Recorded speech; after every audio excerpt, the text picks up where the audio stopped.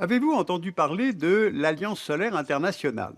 Alors, elle a été lancée au moment de la COP 21 à l'initiative de l'Inde et de la France afin d'aider au développement du solaire. Car si on y réfléchit un peu, c'est là enfin une source d'énergie a priori gratuite, disponible partout, renouvelable, illimitée et qui ne produit ni déchets ni gaz à effet de serre.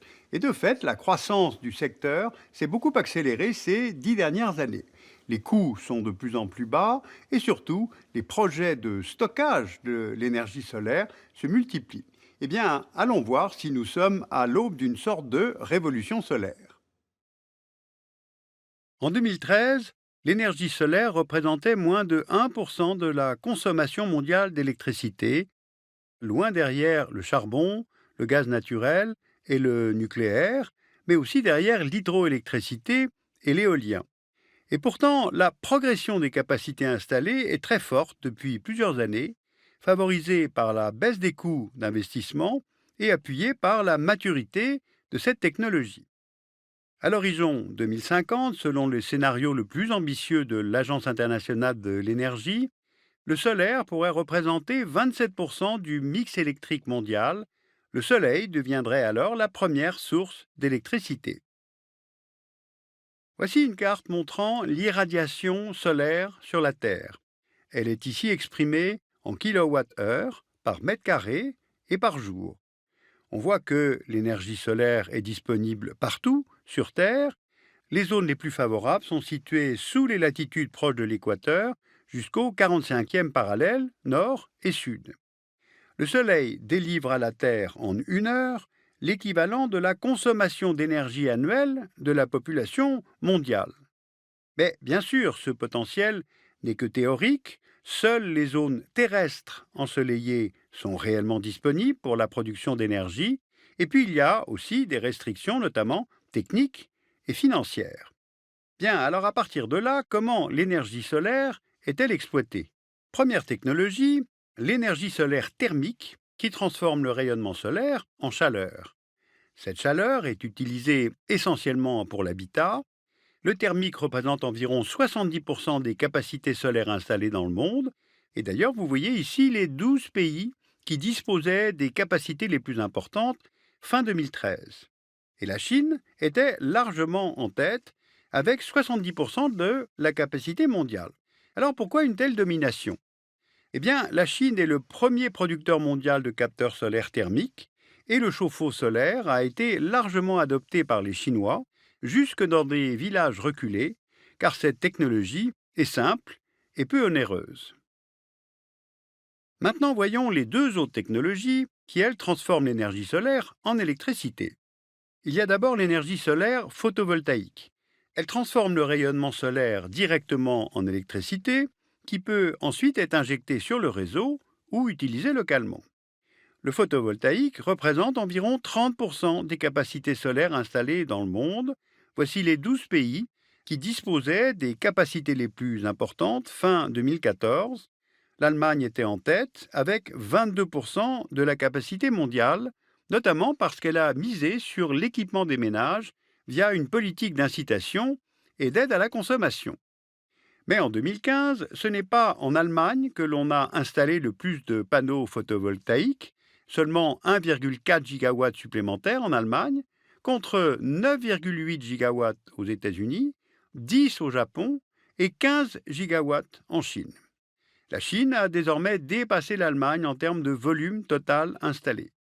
Et en ordre de grandeur, sachez que 1 gigawatt peut alimenter en électricité environ 500 000 foyers de type européen. Mais le photovoltaïque présente aussi des inconvénients. D'une part, son développement pourrait être gêné par des tensions sur les approvisionnements, même si les technologies qui utilisent les métaux rares ne représentent que 10% des panneaux photovoltaïques. D'autre part, impossible d'injecter l'électricité sur le réseau en fonction de la demande, car on ne sait pas stocker facilement l'électricité.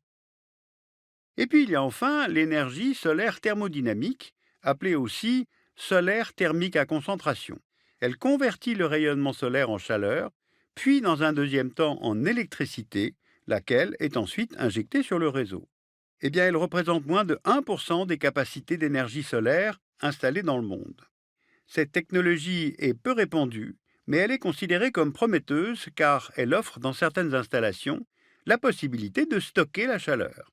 Vous voyez ici les 10 pays qui disposaient de centrales thermodynamiques fin 2014.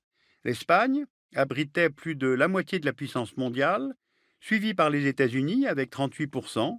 Peu de pays disposent de cette technologie car elle n'est viable que dans des régions à forte irradiation directe et qu'elle reste coûteuse. Mais malgré cela, la puissance cumulée des installations thermodynamiques a fortement progressé ces dernières années, comme vous pouvez le voir sur le graphique. 4,4 gigawatts fin 2014 contre 0,4 gigawatts fin 2004, soit une augmentation de 1000% en 10 ans. En 2014, ce sont les États-Unis et dans une moindre mesure l'Inde qui ont contribué à l'augmentation de la capacité mondiale. Les États-Unis ont inauguré 3 centrales en Californie, notamment celle d'Ivanpah dans le désert des Mojaves. Cette centrale à Tours est la plus grande centrale thermodynamique du monde. Et quant à l'Inde, elle a inauguré 2 centrales, dont une au Rajasthan, qui est la plus grande centrale à miroir de Fresnel du monde et la plus grande centrale thermodynamique en Asie. Or là, même problème que le photovoltaïque, on ne sait pas bien stocker l'électricité. Et pourtant, dans certaines centrales thermodynamiques, la chaleur peut être dirigée vers un stockage thermique. Alors maintenant, allons voir du côté du Maroc. Début 2016, près de Ouarzazate, a été inaugurée la première tranche d'un complexe destiné à devenir la plus grande centrale thermodynamique du monde. Cette première tranche utilise la technologie des sels fondus qui permet de stocker l'énergie thermique et de pouvoir produire pendant 3 heures, au-delà de la période d'ensoleillement ou après le coucher du soleil. Les deuxième et troisième tranches devraient avoir des capacités de stockage plus importantes, environ 8 heures, ce qui devrait permettre une production d'énergie quasi continue. En 2018, quand toutes les portions seront achevées, sa capacité sera supérieure à celle de la centrale californienne d'Ivanpah. Ce projet, financé notamment par l'Agence française de développement, s'inscrit dans le cadre d'un plan solaire, le plan Nour, ce qui veut dire lumière en arabe, dont l'objectif est d'atteindre 2 gigawatts de capacité de production d'électricité à base d'énergie solaire, et ce d'ici 2020. Ce plan a été lancé il y a quelques années, le Maroc cherchant à réduire sa grande dépendance vis-à-vis des importations énergétiques. Autre pays qui a lancé sa révolution solaire, l'Inde. Ce pays émergent dispose en effet d'une immense surface disponible avec une superficie de 3,3 millions de kilomètres carrés et de 300 jours de soleil par an, notamment dans le nord-ouest du pays. Alors que l'Inde est le troisième plus gros émetteur de CO2 au monde, avec une production d'électricité dominée par la filière charbon, que sa consommation électrique augmente et que 300 millions d'Indiens, soit un quart de la population, ne sont pas connectés au réseau. Alors c'est pour ça que les autorités ont lancé la Nehru National Solar Mission en 2010, dont l'objectif est d'atteindre 100 gigawatts de capacité de production d'électricité, donc à base d'énergie solaire, et ce d'ici 2022, avec notamment des projets de grands parcs solaires photovoltaïques pour lesquels les autorités fournissent des terres. Le contrat pour l'installation d'un premier parc dans l'Andhra Pradesh a été attribué fin 2015 à l'américain Sun Edison, l'un des leaders mondiaux des renouvelables. L'attribution des sites aux développeurs privés se fait par enchère, ce qui a permis d'atteindre des prix remarquablement bas, 4,63 roupies par kilowatt-heure, soit environ 6 centimes d'euros, ce qui rend le solaire compétitif par rapport au charbon, qui est entre 3 et 4 roupies. Le gouvernement a annoncé en août 2015 la construction d'un parc au Madhya Pradesh.